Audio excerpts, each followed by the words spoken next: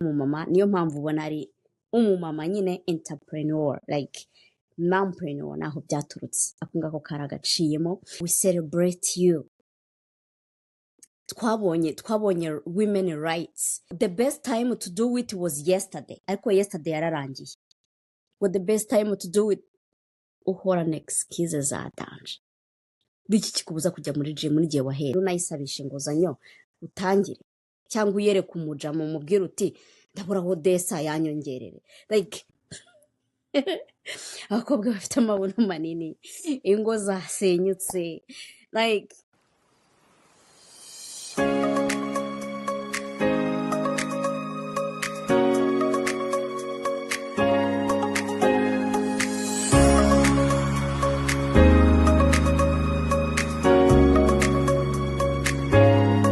hello again my people, welcome back ku Mamapreneur podcast. Ngewe ndi host wanyu Clarisse nk'ibisanzwe. Mwebwe rero muri bande mwa muri kundeba gusha mujye mushyiramo comment, mujye mulayikinga, mujye musharinga, kandi mboneho umwanya wo gushimira abantu bose banyeretse urukundo. Nukuri mba mbabona iyo likinze izina ryawe ndaribona, iyo sharinze izina ryawe ndaribona, iyo commentinze izina ryawe ndaribona. I am so grateful to have you. It's a small community, but I love it. I love you guys. It's sinzi ukuntu nabibasobanurira, kubera yuko nabanje kubanza kuvuga ati siko mbona ibintu mvuga abantu benshi batabikunda, ariko nza gusanga niko society imeze. Society ikunda drama, society ikunda ibintu bidafite umumaro, ikunda ko tuvuga ku bintu nyine byacitse hahiye. Abantu benshi barimo baravuga ku ntambara za Congo, abandi baba bari kuvuga ibyo ku mihanda like abakobwa bafite amabuno manini, ingo zasenyutse like ibintu biri crazy bidafite aho biri butuvane cyangwa ahantu biri butugeze. So umuntu uvuga ibintu biri seriye, people think it's boring. So ku bantu bake banjye rero baza bakumva ibyo nabashije kubategurira, nafasheho umwanya, mba nasomye, ntago ntoragura ibintu ku muhanda ngo mbizane mbijugunye aho ngaho mbibajugunyeho. Mba mfite research mba nakoze, mba nafashe umwanya wanjye ngategura. So everybody, umuntu uwo ari we wese uba waje akabikunda bikamugirira akamaro, akabisharinga, like you showing me the love somehow, so, like you know what, ngufite ku mutima, love you. N'abandi rero bashyashya muri kumbona uguye kuri iyi video, welcome ku Mamapreneur channel. Tuganira ibintu bijyanye nyine n'iterambere, entrepreneurship journey, to shift your mindset, motivation, personal development, ariko nkabikora nk'umugore, nkabikora nk'umumama. Niyo mpamvu ubona ari umumama nyine entrepreneur like mompreneur naho byaturutse ako ngako karagaciyemo. Nagira ngo mbabwire ko mba afite ku mutima. I love you guys. Thank you so much for being here with me. Thank you kuba subscribers igihumbi. Thank you kuri views zanyu zikiri nkeya, ariko nezera ko uyu munsi uri bumfashe gusharinga zikaza kwiyongera. Maybe hari abandi bantu zibadakunda byacitse, bakeneye kwiyedika, bakeneye kugira aho bava naho bajya. So share them and let's do it. Fata rero icyo kunywa nk'ibisanzwe, hano turaciyazinga, turacelebrate buri munsi. What are you celebrating today? Cheers to today's achievement. Njye rero ikintu celebra, ndacyacelebra ko ndi umugore, ukwezi kwahariwe abagore. Ndacelebra ko muri weekend ibintu byagenze neza, nabonye certificate nk'umu entrepreneur. Ndabamenyesha ko I'm now a certified entrepreneur in town. Ushatse wangurira n'akantu. So ibintu ni byinshi byo gucelebra, nawe nizere kuri gucelebra. Turacelebra ko tugihumeka, turacelebra ko tukibasha gukora, ko tugifite potential, ko leta ikidutije umunsi wo kutubwira ngo mwabagore, we empower you, we celebrate you. Twabonye women rights, twabonye support. Ntabwo twagombye kuzipfusha ubusa. Let's celebrate aho twavuye naho tugeze. It's still a progress, ariko it's up to us yo gufata iyo opportunity tuba twabonye tukayibyaza umusaruro. Bigiye rero ko twinjiza muri topic y'iyo munsi. Topic y'iyo munsi iravuga ngo do it now. Reka tubikore nona. Gahunda no kubikora nona. Now, today, right now. Let's dive right into it. Okay. So, everybody, abantu bose mwese muri kundeba. Apana abagore gusa, apana abamama gusa nibabonye ino video. Ni iki kijya gituma uprocrastinating? Why do you procrastinate? Niko kantu ka mbere gatuma umuntu adatangira. Why do you always think ko the best time to start ari igihe abana bazaba ngo barakuze? The best time to do it ni igihe ngo uzaba warabonye amafaranga menshi, ngo the best time to do it ngo ni igihe uzaba warabonye visa ngo waragiye muri Amerika, ngo the best time to do it ngo ni igihe uzaba warabonye ngo vacation nini, ngo the best time to do it ngo ni igihe uzaba warabonye umupatena ngo mukorana akagufasha, ngo the best time to do it. Uhorana excuses za danje. Biki kikubuza kujya muri gym n'igihe wahereye? Nabwo se ukeneye amafaranga. Hari exercise wakorera mu rugo. Niki kikubuza gukora diet? Igihe wahereye ubivuga nabyo bikeneye iki? Bikeneye umuparteneri, bikeneye inkunga, collaboration, bikeneye iki koko? Niki gituma ibyo bitekerezo byawe byose ufite ikayi yuzuye projet ufite utegereje iki? Why do you procrastinate? Urabizi neza ko ugomba kwiga ibyo bintu ukabirangiza kugira ngo bigire ahantu bikugera. Any change you want to have in your life, kugira ngo ugire icyo ukora bive kuri iyi level bigere kuri iyi ngiyi, icyo wakagombye kuba ugomba uri gukora no kubera icyo utari kugikora. Why don't you do it? Why don't you do it? Okay, reka mbabwire, it happens, bibaho. Ariko uyu munsi urimo kwibaza wenda ngo how do I start, ngo ndabitangira gute? Reka nkubwire akantu ka mbere ugomba guheraho. Twihuse pe, iyo no video iraza kuba ngufi, ariko nagira ngo numvise iyo message ndimo ngomba kuyitanga. Ikintu cya mbere ugomba guheraho, set small actionable goal. Akantu gato cyane watangiriraho, gato pe, gato ushobora gutangiriraho. Kaba umunota umwe, kaba iminota ibiri. Mu mavideo ya kera nagiye mvuga igitabo bita Atomic Habit. Atome sinzi nimba muyumva ukuntu ingana. The smallest action, agakorwa gato ushobora gutangira. Ugatangire, ariko as long as kakuganisha mu kuzagera muri bya bindi ugomba gutangira. Urashaka gutangira business, ufite stress, nta mafaranga, it's okay, nta mafaranga ufite, ariko si bindi biri business requiring warabitangiye. Ufite information z'ukuntu iyo business mera ikorwa, wakoze market study, ngubu ufite page byibura ya Instagram watangiye ku designinga, nimba utarabona uko ukora website, ufite like idea yawe, uburyo like structure, umaze gukora business plan, noneho byibura ngo ugende unayisabisha inguzanyo utangire, cyangwa uyereke umujama umubwira uti ndaburaho desa yanyongerere. Like niki kindi uri gukora? That small simple step yo kubutangiye hejuru, mbere yuko ubona bya bindi bikaze nyine bitarimo kukugezayo. Urimo kuvuga ngo ngewe rero nzatangira YouTube channel, ariko nzatangira YouTube channel imyaka 7 irashize. Uzi kuvuga kundusha, uzi gukora research kundusha, uzi nta kintu utazi. Ubwoba bwarakwishe.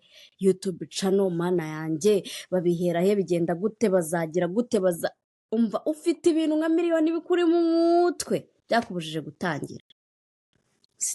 Maze amezi angahera uzi ubwoba nari ifite bwo gutangira YouTube channel. Guess what? Subscribers si igihumbi se. Ntimunyongerere views gatoya murebe ukuntu hashye, ningiye kwatwika, ngiye gutangira kubona amafaranga. Ubu ngubu uribaza yuko umwaka uzajya kurangira bimeze neza. Si turi hano nge namwe ntituri kumwe, sinzababwira ukuntu bimeze, nzababwiza ukuri nge ntabwo nyambeshye. Ariko ubu yonza kuba naratangiye imyaka 3 ishize, nta nubwo nari kuba nyibinginga ngo sha mwarebye, sha mwasubscribinze. Ubu hari kuba harayiye abantu bose bayizi, kuko the time is money. The more starting kare, the more cash ziza kare. ubu naragombye kuba ndimo kuyabona yayandi hatari ariko sinatindijwe n'iki. Ubwo rero ntugire ngo simbabwiye. Ikindi reka tuvugishe ukuri, ubu ngubu iyo uza kuba waratangiye wenda nko gukora ako kadayati wavuze, ako gasiporo, aho kugira ngo uvuge ngo nkora siporo ngo ibiro ntibijya bivaho umva, any change you make it gives you a change. Wenda ntiwataye ibiro 40 ariko wataye kimwe, wenda ntiwataye 15 wataye 2. I'm telling you the truth. Njyewe muri gahunda yanjye y'uyu mwaka nari mfitemo gahunda yo gukora ibintu bimwe na bimwe muri health, like ku exercisinga, kurya healthy, kuryama amasaha ahagije, kunywa amazi ahagije, ibintu utuntu nk'utwo gucekinga my doctor's appointment nka zose nkazatendinga. Guess what? Kuko byose bindi mu mutwe, most of them I can see that I did it earlier than indi myaka ntabikoze intentionally. Ari pounds ntago ari nyinshi ku buryo aka kanya nahita mbabwira ngo testimony ngo nataye ibirongo 40 ngo mu minsi 2. Oh yeah, but I can see the change. I can see that I lost at least 5 pounds. It's good so far.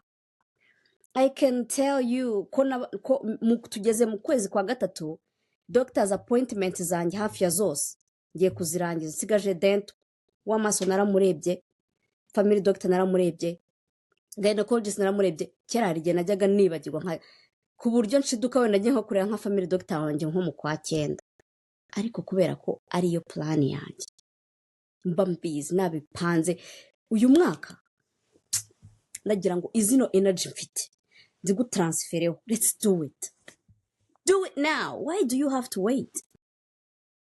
Just do it. Okay?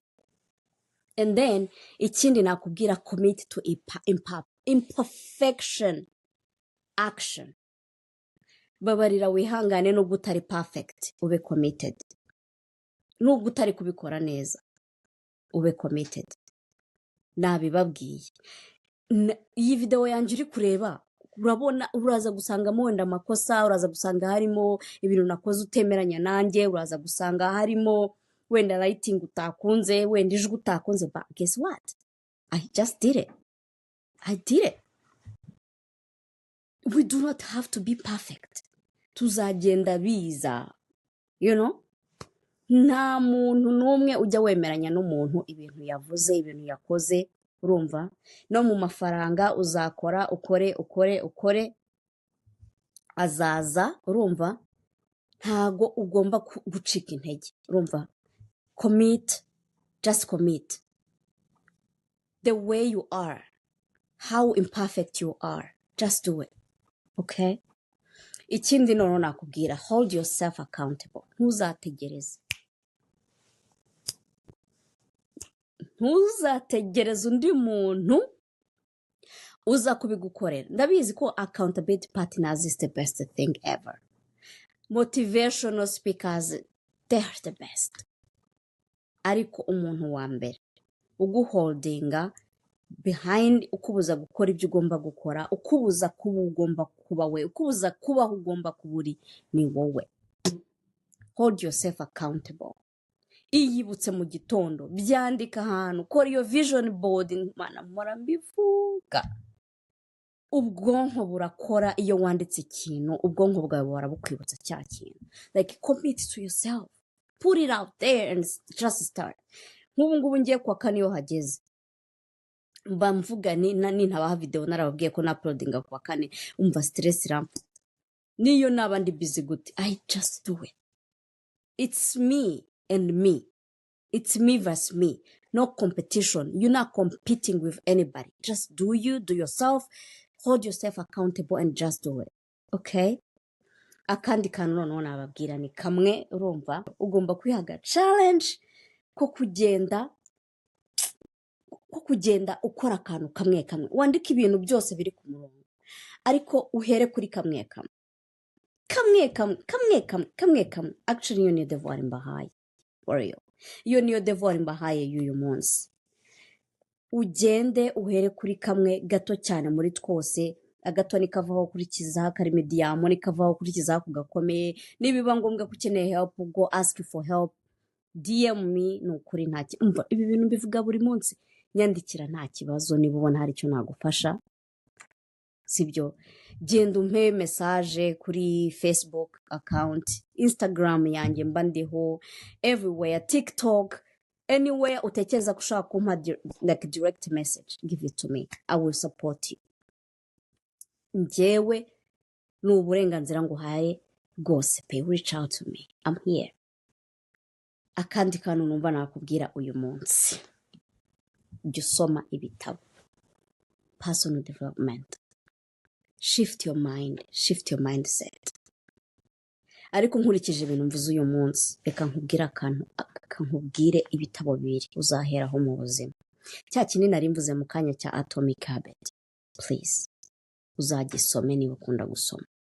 Kwanza utegetswe no gusoma. Ureba account like channel y'umumama Preneur gute udakunda gusoma? Ugomba gukunda gusoma, bizagufasha mu buzima, urumva? Simbe intimide ariko birafasha. Ikindi ni igitabo bita 5 second rule.